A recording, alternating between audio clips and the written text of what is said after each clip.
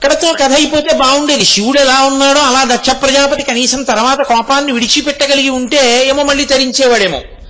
అలా వదిలిపెట్టలేదు. కోపానికి ఉన్న గుణం ఏమిటో తెలుసా అండి?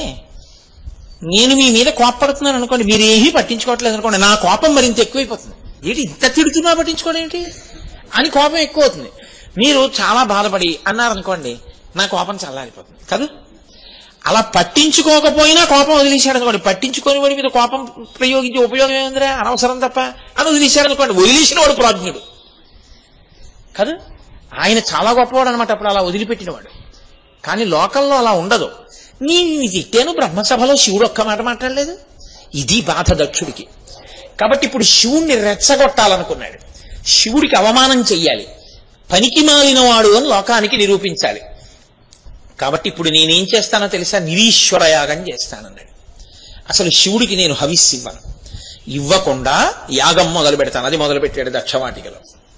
మొదలుపెట్టి వాజపేయమును పూర్తి చేసేశాడు నిరీశ్వరంగా. దక్ష ప్రజాపతి యొక్క శక్తికి భయపడి, సాక్షాత్తు బ్రహ్మగారి కొడుకు, పైగా ప్రజాపతులకు అధిపతి, దేవతలందరూ వచ్చారు. ఇప్పుడు ఆయన వాజపేయం చేశాడు అన్న విషయం పరమశివుడికి తెలుసు. ఆయన ఏమీ మాట్లాడలేదు. చిత్రం ఏమిటో తెలుసా అండి, విష్ణువు రాలేదు ఆ యాగానికి. ఎందుకు రాలేదు? ఎప్పుడూ శివకేశవులు ఒకటే. ఆయనకి తెలుసు ఆ యాగం ఏమవుతుందో. హవిస్వరూపమైనటువంటి శివుణ్ణే వదిలిన యాగం ఎలా పూర్తవుతుంది? అందుకని విష్ణువు రాలేదు. ఆయన ఊరుకున్నారు. విష్ణువు రాలేదంటే శివుడు రాలేదు. తత్వరీత్యా అది ఒకటే పదార్థం, అదే చెప్తారు కూడా విష్ణువు తాకన్న. కాబట్టి మిగిలిన దేవతలందరూ వెళ్ళారు. ఇది ఎలా ఉంటుందంటే, ఏమైనా అనుకుంటారు బాగుండదు కదండి అని పిలవడం, లేకపోతే భయపడుతూ ఉండడం, వెడుతూ ఉండడం, ఇది ఎలా ఉంటుందో మనకి దక్షయజ్ఞం చూపిస్తుంది. అలాగే వెళ్ళారు వాళ్ళందరూ. ఎందుకంటే శివుడు ఎలాగో పట్టించుకోలేదుగా. ఒకవేళ పట్టించుకున్నాడు, మనకేం గొడవ? ఏమంటే ఈయన రమ్మన్నాడంటే ఏదో వచ్చాం, మాకేం తెలిసిలే, అల్లరి చేసా, వాళ్ళు కొట్టుకుంటారు, చూసి వచ్చేయచ్చు. శివుడు రాలేదు, మనకేం గొడవ? దక్ష ప్రజాపతి పెట్టిన అన్నం తినొచ్చేస్తాం. అలా ఆలోచించేటటువంటి ఇంకా కొంతమంది మనస్తత్వం ఎలా ఉంటుందో తెలుసా అండి? అక్కడికి వెళ్ళి దక్షుణ్ణి శివుడి గురించి కదిపి తిడుతుంటే విని, అవునయా నిజమే, మీ అల్లుడు ఏమిటో పాపం అలాంటి వాడు దొరికాడు నీకు అనేవాడు. అలాంటి దానికోసం వెళ్ళేవాళ్ళు ఉంటారు. కొంతమందికి మీరు చూడండి అదే కార్యంగా ఉంటుంది. నేను కొంతకాలం ఒకడిని చాలా సన్నిహితంగా నాతో ఉండి వాడి కర్మ కొద్దీ వాడు నాకు దూరంగా పోయాడు అనుకోండి, వాడి గురించి ప్రశ్నించడమే ఎక్కువగా ఉంటుంది కొంతమందికి. ముందు మనం ఉండి ఏం సాధించుకుంటున్నాం అన్నదానికన్నా ఊడిపోయిన వాడు ఎవడుంటాడో వాడి గురించి ఎక్కువ విచారణ చేస్తుంటారు. అది లోకం యొక్క సహజమైన పోకడ, అదో బలహీనత అన్నమాట. తమ యొక్క కార్యాన్ని మరిచిపోయి ప్రవర్తిస్తూ ఉండడం. అలా దేవతలందరూ అక్కడికి చేరి ఆ దక్షవాటి ఎందుకు కూర్చుని ఉన్నారు. జరుగుతోంది యజ్ఞం. భృగువుని బ్రహ్మస్థానంలో కూర్చోబెట్టాడు. ఎందుకని ఆయన తిట్టాడు శివుణ్ణి, ఈయనతో పాటు గొంతు కలిపి. అందుకని ఆయనకి బ్రహ్మస్థానం ఇచ్చాడు. ఆయన యజ్ఞం చేస్తున్నాడు, జరిగిపోతుంది. చిత్రం అంతా ఎక్కడుందో తెలుసా అండి? మనకి వేదం ఒక రహస్యాన్ని చెప్తుంది. శివా విశ్వస్య భేషజీ, శివా రుద్రస్య భేషజీ అని. అభిషేకం చేసేటప్పుడు చిట్ట చివర అష్టమానువాకం దాటిపోయిన తర్వాత ఈ మంత్రం చెప్తాం. ద్రాపేయం ధస్సస్పతే దరిద్రం నీలలోహిత అన్న మంత్రాల తర్వాత వస్తుంది. ఈ రెండు మంత్రాలు వస్తాయి. భేషజీ స్త్రీలింగం. శివా విశ్వస్య భేషజీ. శివ అంటే శివుడు, శివా అంటే ఆయన శక్తి పార్వతీదేవి. ఆవిడ విశ్వస్య భేషజీ లేదా విశ్వాహ భేషజీ. ఆవిడ ఈ విశ్వమునకంతటికీ ఓషధి. వ్యక్తి స్థాయిలో కానీ సమాజ స్థాయిలో కానీ ఓ రోగం వచ్చిందనుకోండి, ఓషధి వేసుకుంటే రోగం పోతుంది. అలా అందరికీ ఓ రోగం వచ్చిందనుకోండి, ఆవిడ తీరుస్తుంటుంది ఆ రోగాన్ని. ఇప్పుడు వీళ్ళందరికీ ఓ రోగం వచ్చింది, ప్రజాపతులకు, దేవతలకు, మనుష్యులకు, అందరికీ. ఏమిటి? శివుణ్ణి తిట్టడం అనేటటువంటి కొత్త జబ్బు ఒకటి వచ్చింది. ఇప్పుడు ఈ జబ్బు పోవాలి. ఆయన పట్టించుకోడు, ఆయన శివుడు. ఆయన ఏ కారణం చేత కూడా పట్టించుకున్నాడనుకోండి, ఆయన ద్వంద్వములకు లొంగిపోయిన వాడు అవుతాడు. ఆయన కోప్పడిపోతే ఎలాగా? అందులో ఆయన కోప్పడ్డా ఆయన అలాగే ఉంటాడు, హాయిగా ఉంటాడు. ఆయన వాటిని పట్టుకుంటే కార్యం ఎలా నడుస్తాయి? అందుకని ఆయన తన పనిలో తాను నిమగ్నమై తనలో తాను రమిస్తూ ఉంటాడు. రమించలేకపోయిన వాడెవడు? అక్కడికి వెళ్ళి కూర్చున్నవాడు. కాబట్టి ఇప్పుడు పార్వతీదేవి శివ విశ్వస్య భేషజీ, లోకమునకు ఒక పాఠం చెప్పించాలి. లోకానికి పాఠం చెప్పించాలంటే అమ్మే కొట్టేస్తే బాగుండదు.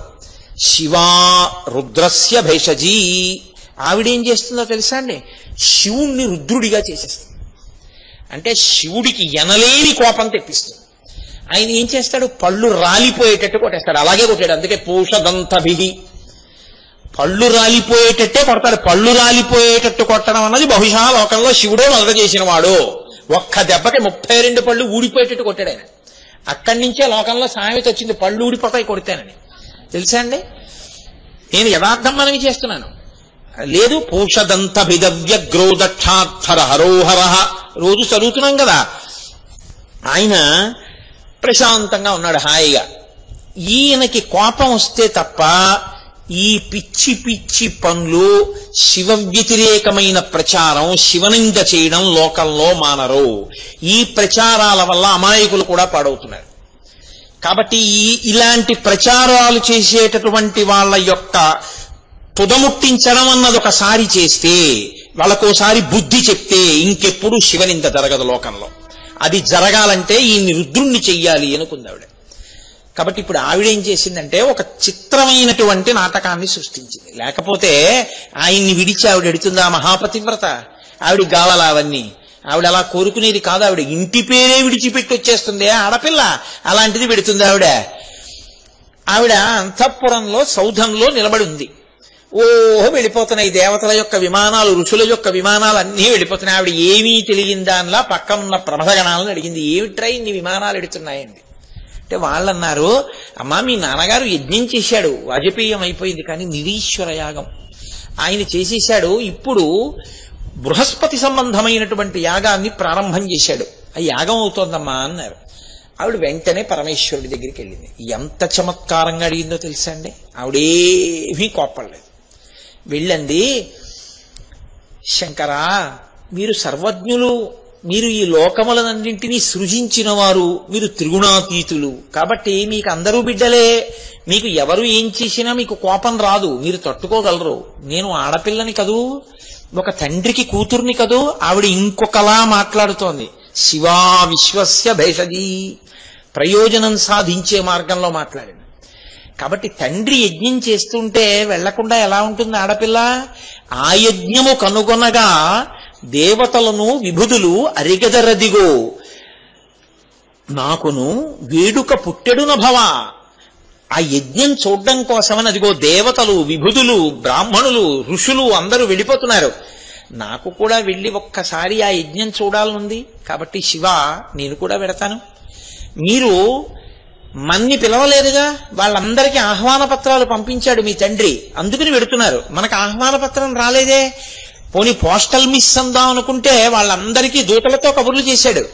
మనకి దూత రావాలిగా, మనం ఎక్కడికి వెళ్ళలేదుగా తాళాలు వేసుకుని. మరి మన ఎవరు పిలవలేదు అంటే మనం రావడం ఇష్టం లేదనే కదా. అందుకని మనం నువ్వెందుకు పార్వతి వెళతానంటావు అంటారేమో. ఎప్పుడూ కూడా లోకంలో ధర్మం అన్నది ఒకటి ఉంది కదా. ఆయన వృషభవాహనుడు కదండి, ఆయన ధర్మాన్ని అధిరోహించి ఉంటాడు. ధర్మం అంటే ఆయనకి ప్రీతి. కాబట్టి ఆవిడంది, అనయము పిలువక యుండన్ జనక గురు సుహృత్ జననాయక గేహములకు చనుచుందురు పిలువకున్న సజ్జనులధిప. పిలవకపోయినా 4 ఇళ్లకు వెళ్ళొచ్చు. జనక తండ్రి గారు పిలిస్తేనే వెళ్ళాలని ఏం లేదు, పిలవకపోయినా వెళ్ళొచ్చు. పేరంటానికి తండ్రి గారు ఏదైనా యజ్ఞయాగాది క్రతువులు చేస్తుంటే వెళ్ళొచ్చు. జనక గురు, గురువు గారి ఇంట్లో ఏదైనా పెద్ద శుభకార్యం జరిగితే గురువు గారు పిలవక్కర్లేదు, శిష్యులు బిడ్డలు లాంటి వాళ్ళు వెళ్ళొచ్చు. జనక గురు సుహృత్, సుహృత్ అంటే మంచి స్నేహితుడు. మంచి స్నేహితుడు చూడకుండా ఉండలేడు. కాబట్టి సుహృత్ ఆయన ఇంటికి వెళ్ళొచ్చు, సుహృత్ ఇంటికి ఈయన వెడుతుంటాడు. కాబట్టి సుహృత్. జననాయక, జననాయక అంటే రాజ్యాన్ని పరిపాలించేటటువంటి ప్రభువు. ప్రభువు ఏదైనా కార్యం చేస్తుంటే ప్రజలు వెళ్ళొచ్చు. కాబట్టి ఈ 4 ఇళ్లకి వెళ్ళొచ్చు, ధర్మం ఉంది. కాబట్టి నన్ను పిలవలేదు అని మీరు అనకూడదు, నేను వెళ్ళొచ్చు. నిజంగా ఆవిడంత వెంపర్లాడి వెళ్తుందండి? కాదు. ఆవిడ వాళ్ళకి ఒక నీతి చెప్పడానికి, ఒక మార్గాన్ని చూపించడానికి, ఇలాంటి పనులు చేయకూడదని చెప్పడానికి ఆవిడ ఎడుతోంది. శివుణ్ణి రుద్రుణ్ణి చేయడానికి ఎడుతోంది ఆవిడ. కాబట్టి జననాయక గేహములకు చనుచుందురు పిలువకున్న సజ్జనుల ధిప.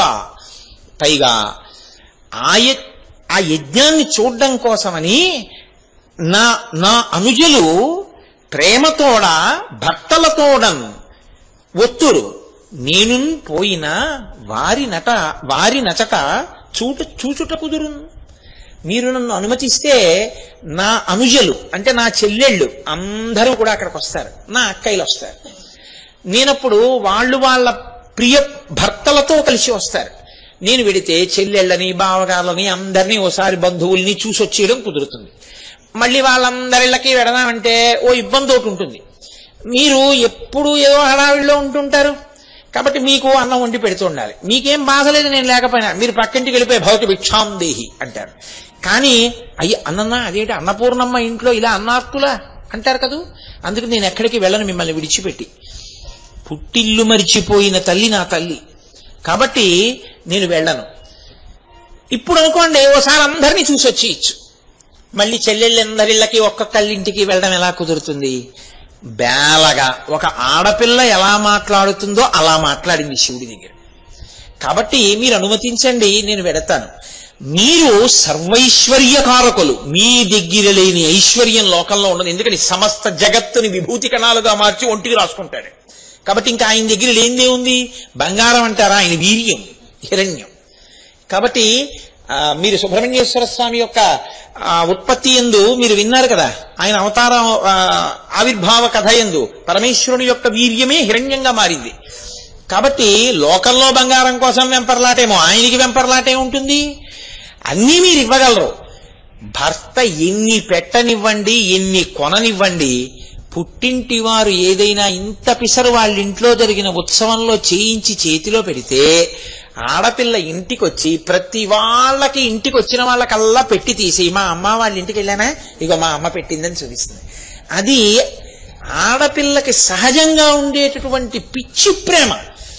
అది లేక కాదు, ఆవిడే ఉద్యోగం చేసుకుంటున్నా, ఆవిడే బోల్డ్ సంపాదించుకుంటున్నా, పుట్టింటి వాళ్ళు ఓ వెండి ఉద్ధరణ ఇచ్చారనుకోండి ఎంత సంతోషం. ఇంతోటి ఉద్ధరణ ఆవిడ కొనుక్కోలేదేంటి అని పుట్టింటి వారు ఇస్తే అంత సంతోషం. కాబట్టి నేను ఇడితే నాకు చీర పెట్టి పసుపు కుంకం ఇచ్చి గాజులు ఇచ్చి నగిస్తాడు మా నాన్న. అది నేను తెచ్చుకుని మురిసిపోద్దు. పార్వతీదేవి ఈ స్థాయిలో మాట్లాడుతుందా? కాదు. ఇందులో ఎన్ని ధర్మ సూక్ష్మాలు ఉన్నాయో తెలుసా అండి? పెళ్ళైపోయిన ఆడపిల్ల ఏం కోరుకుంటుందో చెప్తున్నారు. పెళ్ళైపోయిన ఆడపిల్లకి పరమ సంతోషం అన్నది ఎప్పుడో తెలుసా అండి? మీరు మీ అల్లుణ్ణి గౌరవించడం మీకు వస్తే, మీరు మీ అల్లుడు మీ చేత గౌరవింపబడి మీ అల్లుడు సంతోషంగా మీ ఇంటికి రావడానికి ఒప్పుకుంటే ఆడపిల్ల కూడా సంతోషంగా వచ్చి మీతో ఉంటుంది. అల్లుడి మీద అస్తమానం నేరాలు చెప్పి అల్లుడి బంధువులు మీకు పనికిరాని వాళ్ళు అయిపోయి అమ్మాయిని రమ్మన్నారు అనుకోండి, అమ్మాయి మనసులో కలుక్కుమంటూనే ఉంటుంది.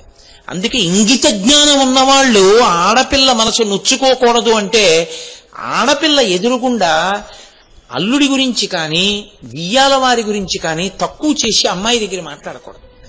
ఏదైనా ఉంటే వాళ్ళ గుండెల వరకే, పెద్దల వరకే. అంతేకాని అల్లుండి కించపరచడం, అమ్మాయిని నెత్తి మీద ఎట్టుకోవడం, ఇలాంటి పనులు చేస్తే ఆమె ఎలా సంతోషిస్తుంది? మీ దగ్గరికి వచ్చి సంతోషాన్ని పొందలేదు. పార్వతీదేవి అంతటి దానికి కష్టం తప్పలేదు. లోకంలో ఏ ఆడపిల్లకి తప్పుతుంది? పైగా ఆడపిల్ల చులకనైపోయేది దేనికో తెలుసా అండి? పుట్టింటనే లేని గౌరవం వేరొక చోట ఎక్కడి నుంచి వస్తుంది? తండ్రి ప్రియమార ఎంతో సంతోషంగా కూతుర్ని తల్లి తండ్రి అన్నదమ్ములు చూస్తే అత్తవారు ఎంతో ప్రేమతో చూస్తారు. అమ్మో వాళ్ళ నాన్నగారు నెత్తి మీద పెట్టుకుంటారు, వాళ్ళ అమ్మ నెత్తి మీద పెట్టుకుంటుంది, వాళ్ళ అన్నయ్య నెత్తి మీద పెట్టుకుంటాడు, వాళ్ళ బంధువులు నెత్తి మీద పెట్టుకుంటారు, మనం ఆ పిల్లని ఏమన్నా అంటే ఎలా కుదురుతుంది అంటారు. వాళ్లే ఈసడిస్తే అత్తారికి మరింత చులకన కాదు? పాపం మా కోడలకి ఏమిటో వెళ్ళడానికి పుట్టిల్లు లేదమ్మా వాళ్ళు పిలవరంటారు కదా. ఎంత చులకన! నీ కూతురు ఏడిస్తే నీ కర్మ కాదది. ఎలా బ్రతకాలో తల్లిదండ్రులంటే పెద్దవాళ్ళు అయిన తర్వాత ఎంత గౌరవంతో బతకడం రావాలో, ఎంత నిగ్రహం ఉండాలో మనకి చూపిస్తుంది దక్షయజ్ఞం. కాబట్టి ఇప్పుడు ఆవిడ అలా అడిగితే పరమశివుడు అన్నాడు, ఈ ధర్మాలు నాకు తెలియనివి కావు పార్వతి, నాకు తెలియనివి కావన్న సంగతి నీకు తెలియనిది కాదు. కానీ నువ్వు నన్ను అడిగావు వెడతానని. కానీ నేను ఒక్క మాట చెప్పనా? కుటిల బుద్ధులైన కుజనుల ఇండ్లకు ఆర్యులేగవారనాదరమున బమలు ముడులు వేచి భూరి రాషాక్షులై చూచురది అదియుగాక సుదతి వినుము. ఎంత గొప్పవాడు కాని, ఎంత జ్ఞాని కాని, ఎంత ఐశ్వర్యవంతుడు కాని, ప్రత్యేకించి దేహబంధుత్వంలో ఉండే లక్షణం ఏమిటంటే వాళ్ళు కడుపులో బాధ కక్ష పెట్టుకుని ఉంటే వాళ్ళు మొదటి అవమానం ఎక్కడ చేస్తారో తెలుసా? నువ్వు వెళ్ళి తలుపు కొట్టగానే, తలుపు దగ్గర నిలబడగానే వాళ్ళు ఇలా తలుపు తీసి రండి అందరూ, కుటిల బుద్ధులైన కుజనుల ఇండ్లకు ఆర్యులేగవారనాదరమున బొమలు ముడులు వేయించి ఇలా అంటారు. కనుబొమలు ముడులు వేసి నువ్వెందుకు వచ్చావు అన్నట్టు చూస్తారు. ఆడపిల్ల పుట్టింటి వారింట అలా చూడబడితే ఆత్మహత్య సదృశం. నువ్వు తట్టుకోలేవు అవమానం. పార్వతీదేవికి చెప్పాడనుకుంటున్నారేమో పరమశివుడు. ఆడపిల్ల ఉన్న ప్రతి తల్లిదండ్రులకి సందేశం ఇస్తున్నాడు ఎంత జాగ్రత్తగా ఆడపిల్లను చూసుకోవాలో. కాబట్టి కుటిల బుద్ధులైన కుజనుల ఇండ్లకు ఆర్యులేగవారనాదరమున బొమలు ముడులు వేయిచి భూరి రోషాక్షులై, కోపంగా చూస్తారు ఇలాగా. భూరి రోషాక్షులై చూచు రదియుగాక ఇదియు వినుము. ఇంకొక మాట కూడా చెప్తాను చూడు. లోకోత్కృష్టుండగు దక్షుని తనూభవలలో కూరిమి సుతవైనను నా అనుబంధముచే నీ జనకునిచే ప్రీతి బడయ జాలబుతరుని. మీ నాన్నకి చాలా మంది కూతుళ్ళున్నారు. అంతమంది కూతుళ్లలోనూ కోరి కోరి కోరి కోరి తపస్సు చేసి కన్నది నిన్నే. అందుకని మీ తండ్రికి నువ్వంటే మహాప్రీతి. అంత ప్రీతి ఉన్న తండ్రి నిన్ను ఆదరించాడు. ఎందుకో తెలుసా? నీవు నాకు భార్య అవడమే కారణం. కూతుర్ని ఒకనాడు ప్రేమించిన తండ్రి, కూతురు పొరపాటు చేస్తే మన్నించిన తండ్రి ఇవాళ మన్నించలేకపోతున్నాడు అంటే తాను కాదు కన్యాదానం చేసింది. ఇప్పుడు ఆయన భార్య అని చెప్పి తను బొమ్మలు ముడులు వేయడం ఏమిటి? ఎంత తప్పు మాట అది, ఎంత అజ్ఞానంతో కూడుకున్న మాట. ఎప్పుడూ నువ్వు అలాగే ఉండాలి. లేకపోతే ఇప్పుడు ఆ పిల్ల నిన్ను అడిగితే, నన్ను ఎందుకు ఇచ్చి పెళ్లి చేశారు నాన్నగారండి అని అడిగితే ఇప్పుడు నీ సమాధానం ఏంటి? పిల్ల ఎంత బాధపడుతుంది నువ్వు చేసిన పనికి. నీకు ఇంగిత జ్ఞానం ఉండద్దు ఆడపిల్లతో ప్రవర్తించేటప్పుడు, కూతురుతో. కాబట్టి ఎంత పెద్ద మాట అంటున్నాడో చూడండి శివుడు. నీవంటే ప్రేమే మీ నాన్నకి, కానీ నీతో ఆదరంగా ప్రవర్తించాడు. ఎందుకో తెలుసా? ఇప్పుడు నువ్వు నా భార్యవి అన్న మాట ఆయన మనసులో కలుక్కుమంటోంది. అదేమిటండి, మా నాన్నగారు మిమ్మల్ని ప్రీతిగా కన్యాదానం చేసి అల్లుని చేసుకున్నారుగా, ఎందుకు అనవసరంగా నీకు చెప్పలేదు పార్వతి. ఒకప్పుడు ప్రజాపతులు యజ్ఞం చేస్తే నేను వెళ్ళాను, మీ నాన్నగారు కూడా వచ్చారు. అక్కడ నేను లేవలేదని మీ నాన్నగారికి కోపం వచ్చింది. ఎంత అజ్ఞానం అండి. నేను మళ్ళీ మళ్ళీ చెప్పక్కర్లేదు. ఇంకా నిజం చెప్పనా పార్వతి, నేను ఆయన శరీరానికి నమస్కారం చెయ్యకూడదు కాబట్టి చెయ్యలేదు, కానీ ఆ ప్రతి భూతమునందున్న వాసుదేవుడికి నేను నమస్కరిస్తుంటాను. ఈశ్వరుడు ఎంత మర్యాదాలోకానికి నేర్పాడో చూడండి. మీ నాన్నకి అది అర్థం కాలేదు, నా మీద కక్ష పెట్టుకున్నాడు. అబ్బో అక్కడ చాలా పెద్ద హడావిడైంది, నేను వచ్చేసాను. ఎందుకు నీతో చెప్పడం అని నీకు చెప్పలేదు. దక్షయజ్ఞాన్ని బాగా అర్థమైన వాడికి, పురుషుడికి ఒక విషయం తెలుస్తుంది. నీకంటే అత్తగారు మామగారు అని దెబ్బలాడు వచ్చేసావు. అదే పనిగా అస్తమానం అత్తగారిని మామగారిని తిట్టి మీ అమ్మగారు నాన్నగారు ప్రాజ్ఞులని నువ్వు మాట్లాడుతుంటే మీ అమ్మగారు నాన్నగారు ఆవిడికి అత్తగారు మామగారు కాదు. మరి ఆమెకి ఎంత కలుక్కుమంటుంది? ఆ దోషం వెతికి పట్టుకోవాలంటే వీళ్ళ ఎందుకు కనపడదంటే అక్కడే వస్తాయి ఇబ్బందులన్నీ. నీ మనసు ఖేదం ఎందుకు పడుతుందో తెలుసా? ప్రీతి స్మరణం చేస్తుంది అమ్మా నాన్న పట్ల. అస్తమానం అదే పనిగా ఇంక నేను ఇదే పని పెట్టుకుని నన్ను ఇలా అన్నాడు అలా అన్నాడని అండం ఎందుకు? నీకు ఇటు నేను బాధపడ్డానని, అటు మీ నాన్న బాధపడ్డాడని ఇద్దరి మధ్య నువ్వు నలిగిపోతావు. నీతో నేను ఎప్పుడూ అనలేదు. ఒక భర్తకి ఎంత పరిణితి ఉండాలో పరమేశ్వరుడు చూపిస్తున్నాడు. కాబట్టి నా మాట విను. నువ్వు వెడితే మీ నాన్న చాలా అవమానం చేస్తాడు. పుట్టినింట అంత అవమానం పొందడం అంటే అది ఎటువంటిదో తెలుసా? తిట్టడం కాదు, కొట్టడం కాదు, పలకరించారంతే. ఎవరో మాట్లాడరు. నువ్వు ఒక్కదానివి అలా నిలబడతావు. నీ తోడ పుట్టిన వాళ్ళు ఒకళ్ళు పట్టు చీరలు అట్టుకొస్తూ ఉంటారు, ఒకళ్ళు యజ్ఞ సంబారాలు అట్టుకొస్తూ ఉంటారు, అందరూ వెళ్ళి హారతిస్తూ ఉంటారు. నిన్నెవ్వరూ పిలవరు. ఒకవేళ నువ్వు ఏదైనా ముట్టుకోవడానికి వచ్చినా నువ్వు అలా కూర్చో అంటారు. నువ్వు నాన్నగారికి కనపడకే, అనవసరంగా ఆయన ఇప్పుడు కోపం బయలుదేరుతుంది, ఆయన ఏదో ప్రశాంతంగా చేసుకుంటావు, నువ్వు నాన్నగారి దగ్గరికి వెళ్ళక లోపల కూర్చో అంటారు. నీకు ఎంత బాధగా ఉంటుంది? అంతకన్నా అవమానం ఉండదు పార్వతి. కాబట్టి వెళ్ళొద్దని అంటున్నాను, ఆ పైన ఇష్టం అన్నాడు. ఆయనకి తెలుసు, ఆవిడికి తెలుసు. ఆయన ధర్మం ఆయనది, ఆవిడ ధర్మం ఆవిడిది. ఆవిడ శివ విశ్వస్య భేషజీ, శివస్య భేషజీ, రుద్రస్య భేషజీ. ఆవిడ ఆయన్ని రుద్రుణ్ణి చెయ్యాలి. చేస్తే తప్ప వాళ్ళ పళ్ళు రాలిపోతే తప్ప వాళ్ళకి బుద్ధి రాదు, శివనింద మానరు. కాబట్టి ఆవిడ వెళ్ళింది. ఎలా వెళ్ళిందో తెలుసా అండి? వెళ్ళడం కూడా శివుడికి ఇది చెప్పి వెళ్ళిపోయింది. వచ్చేదైతే ఆయనకి నమస్కారం చేయడమో, నేను వెళ్ళొస్తానండి అన్నమో అనాలి కదా. అందుకే లోకంలో ఒక విచిత్రమైన విషయం ఉంది. అత్తవారింటికి ఆడపిల్ల ఎడుతుంటే వెళ్ళిరా అని అనకూడదు, వెళ్ళమ్మా అన్నారు. ఇతరుల విషయంలో వెళ్ళిరండి అన్నారు. ఎందుకంటే ఆడపిల్లని వెళ్ళిరా అన్న మాట నువ్వు అనకూడదు, వెళ్ళు, అదే శాశ్వత స్థానం. అంటే అసలు రావడం ఇష్టం లేనంతగా మమేకమై అక్కడ ఉండిపోవాలి ఆడపిల్ల, అదే నువ్వు కోరుకోవాలి. నీకెందుకు అక్కడ ఏమున్నాయో, వాళ్ళు అలా ఉండిపోతే నీకు చాలు. అది లోకధర్మం, సనాతన ధర్మం అలాగే మాట్లాడుతుంది. కాబట్టి మహానుభావుడు అన్నాడు, నీ ఇష్టం. ఆవిడ నేను వెడుతున్నానని లేదు, నేను వస్తానని లేదు, చటుక్కుని తిరిగి ఆవిడ వెళ్ళిపోతాను. ఆయన అన్నాడు, అలా ఒక్కతే విడితే నాకు అవమానం. ఎందుకని? ఆయనకి ఇష్టం లేదా ఆవిడ పంపించాడు, అంతటి మహాతల్లి నడిచి వస్తోంది అంటారు కదా.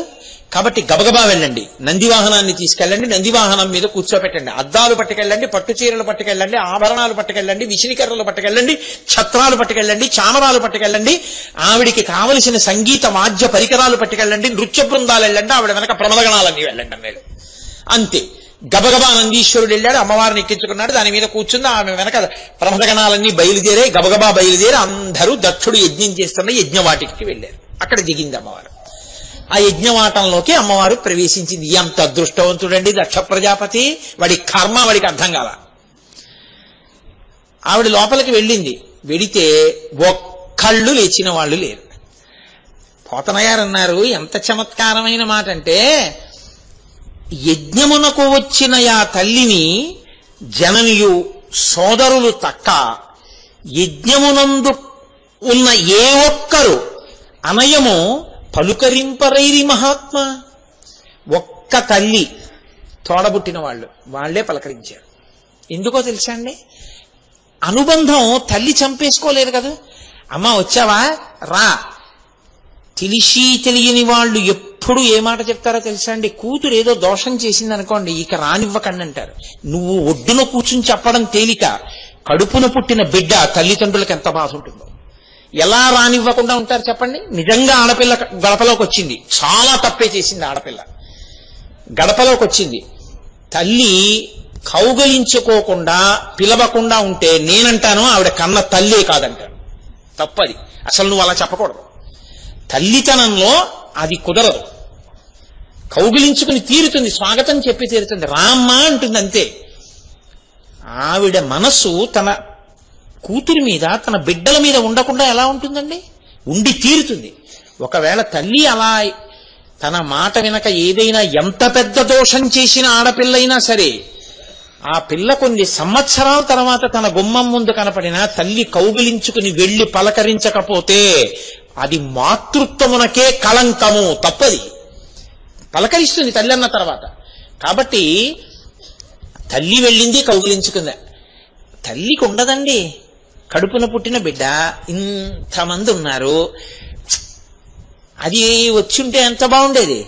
అది వచ్చి చేస్తే అది కూడా హారతి ఇవ్వాలిగా. ఏ సామాన్యమైందా? సాక్షాత్తు దాక్షాయిణి అమ్మవారు మా వారికి నాన్నగారండి అని దగ్గరికి వచ్చి నేను నాన్నగారండి అని అందించాలి కదా. అరే రే ఆ పిల్ల రాలేదే అని కలుక్కు కలుక్కు కలుక్కుమంటూనే ఉంటుంది కదా తల్లికి. కాబట్టి ఆవిడ ఈ పిల్లని చూడగానే ఇప్పటిదాకా కలుక్కుమంటున్నది పోయింది ఆవిడికి. అమ్మయ్యా ఎలా అయితేనే వచ్చింది.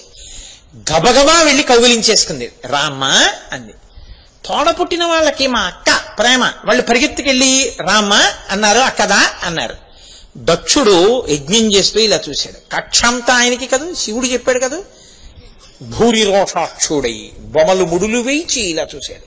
చూసి తల తిప్పి యజ్ఞం చేసుకుంటాడు. రామ్మ అని కూడా అనలేదు. సావన, ఎందుకు వచ్చిన సంస్కారాలు?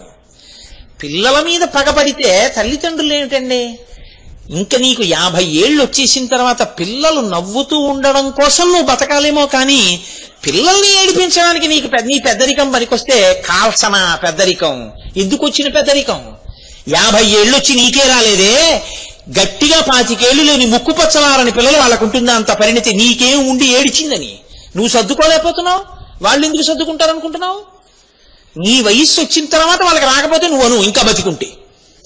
నీకే రాలేదు సర్దుకోవడం.